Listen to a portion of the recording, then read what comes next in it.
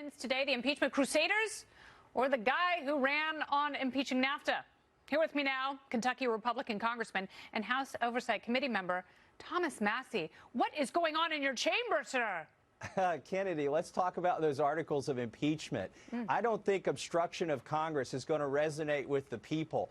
I mean, if you saw the 2013 poll, cockroaches, traffic jams, and herpes poll better than Congress. I mean, I was literally elected on a promise to obstruct Congress, okay? So I think they're sort of tone deaf in drafting that article of impeachment. People want to see that body obstructed. Now, I would take it more seriously, except this thing is dead on arrival in the Senate. Let's talk about their other article of impeachment, abuse of power. Now, you know, I had breakfast with Antonin Scalia once with 12 other congressmen, and the topic was restoring the constitutional balance of government.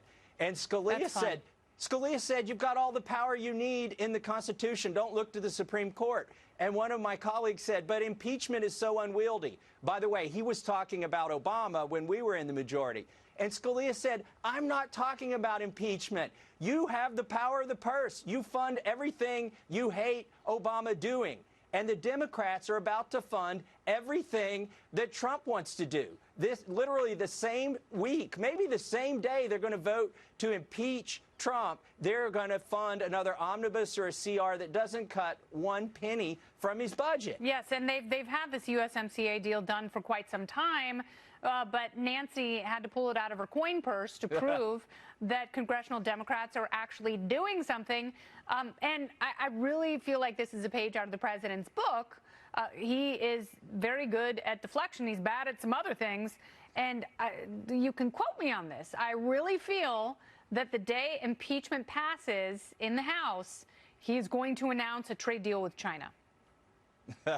Well, you know, USMCA, I think Pelosi's giving that to some of the Democrats who are in vulnerable seats so they can go home and say they did something. Yes. But, you know, talking about USMCA, there's a lot of falsehoods out there about what it is. Do you like it better than NAFTA?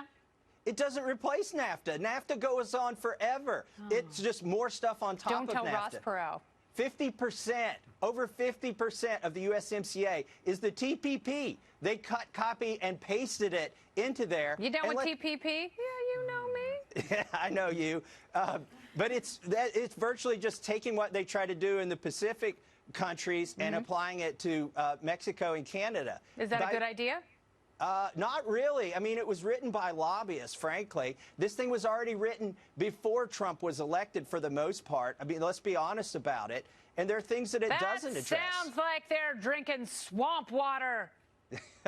This thing, it's sort of like the Patriot Act. They were just, it was written for 10 years. They were waiting for a chance to deploy it.